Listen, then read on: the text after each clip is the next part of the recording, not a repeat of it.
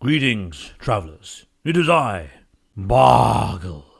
Not, as you may imagine, Bargle, but Bargle.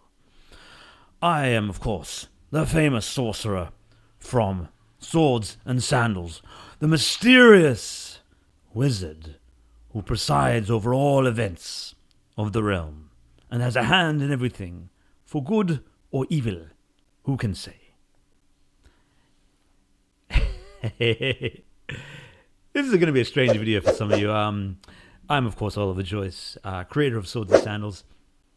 Some fans are quite interested in the lore of the series, and over the years I've been building up quite a big document, just detailing the history and the events and the characters and the timeline of the story.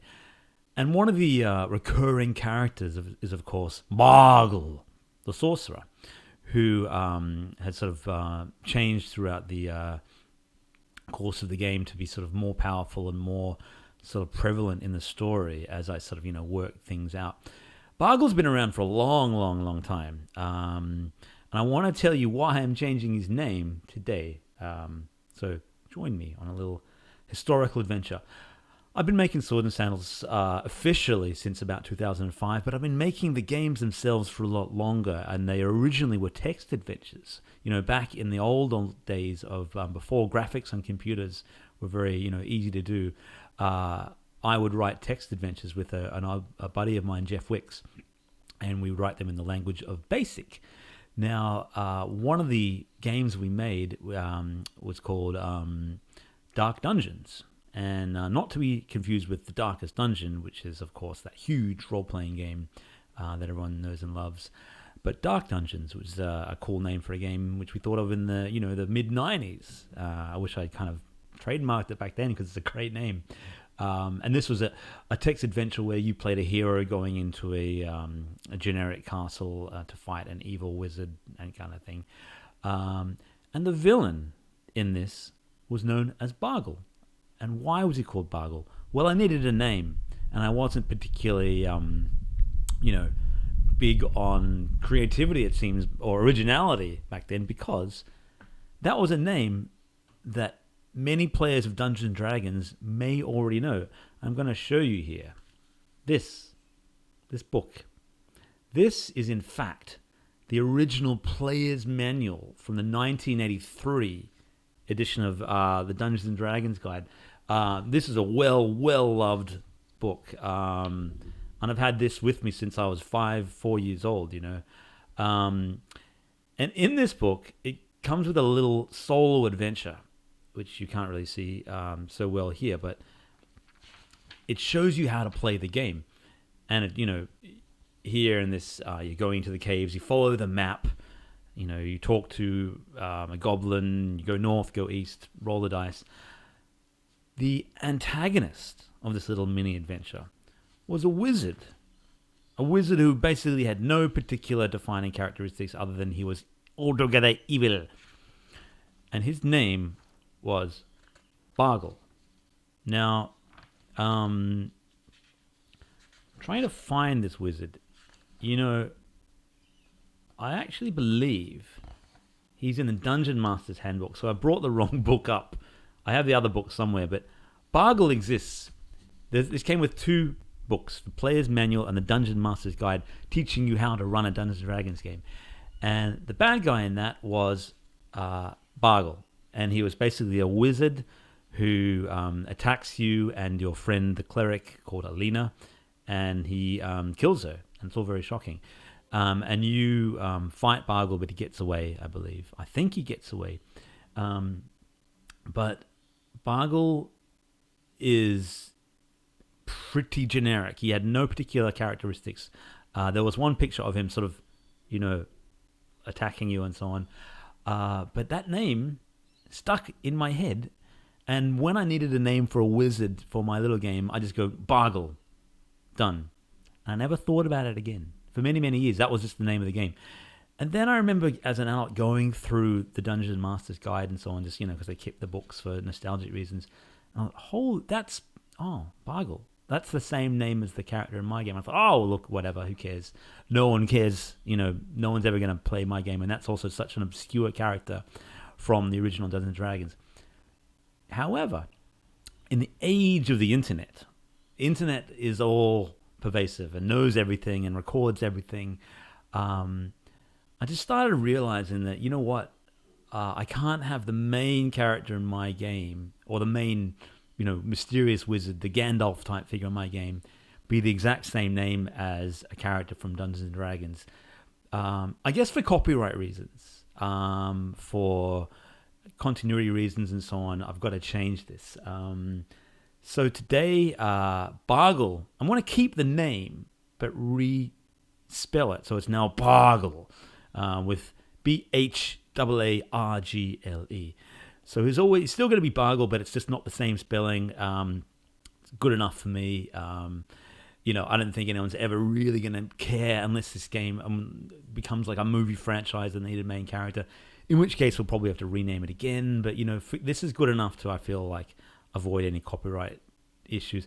If you do a Google search for Bargle, you will find not that much on him. There is a page called The History of Bargle the Infamous on Board Game Geek, and it kind of just details, where he first appeared. And I had no idea of any of this. I just thought he was just this throwaway name, but it turns out that they ended up using him for their Dungeons and Dragons World of Mystara setting, which I kind of was vaguely aware of. And he appears in a few adventures and so on. And he was known as Bargle the Infamous, which is kind of cool. But, different Bargle to ours. And there's even like a free downloadable 2-page PDF dice game called Kill Bargle. I'm just looking at my other screen there. So what does that mean? It means there's Bargle and we have Bargle. It's like McDonald's and McDowell's. They have the golden arches, we have the golden arcs, for those who've seen Coming to America from many years ago. So I'm going to go through in the next few weeks and change all instances of the name Bargle to Bargle. So you can still call him Bargle, whatever you like. It just officially has the H and the A, so Argle, in his name. It's one of those sort of generic, Kilfoozle. It's the most generic wizard name you can kind of think of, and so that was kind of what I was going for. And I just trying to sort of tie up and legitimize a few of the things that I've done, just in case I ever want to write a novel or the game ever becomes big enough that lawyers from whoever owns D&D now, I think it's Wizards of the Coast, might come at me. I don't think something like that would ever happen, but it's interesting. You kind of want to cover your tracks a little bit. The names are close, but they're not the same now. So there you go. There's a little backstory on the Wizard Bargle. I'm also going to go through, and certainly in Swords and Sandals 2 and Swords and Sandals 3, it doesn't look like the Bargle that you see up on our screen here in the little thumbnail.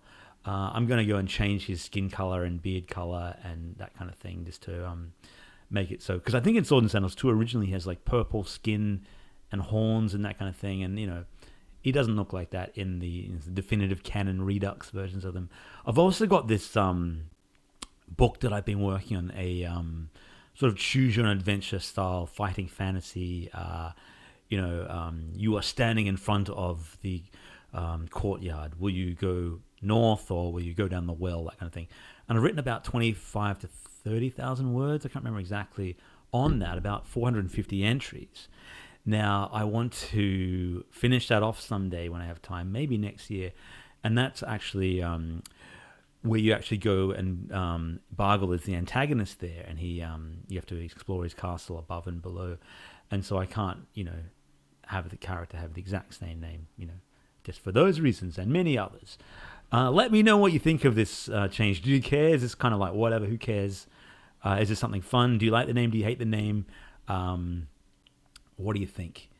Okay, so in other news, Swords and Sandals Crusader Redux arrives on November 5th in Australia, but November 4th in America, I believe.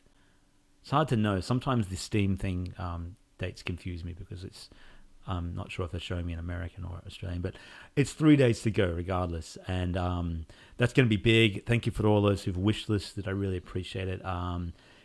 If you like the original Crusader, this has got all of that and more. It's got so much more, so much action adventure, more depth, more strategy, more missions, more characters. I mean, upgradable characters, wizards, all that kind of thing. I'm pretty proud of it, and I'm really looking forward to releasing it. It may, in fact, be the last Redux game we ever do. You know, if Sword and Sandals 3 Redux probably will never be made, and I'm not going to do 4, that's for certain. So, you know, I think this is a great opportunity to, you know, kind of wrap up that phase of the series, if you know what I mean. And starting on, actually I started on Friday, I'm starting to patch the Sword and Sandals Classic Collection.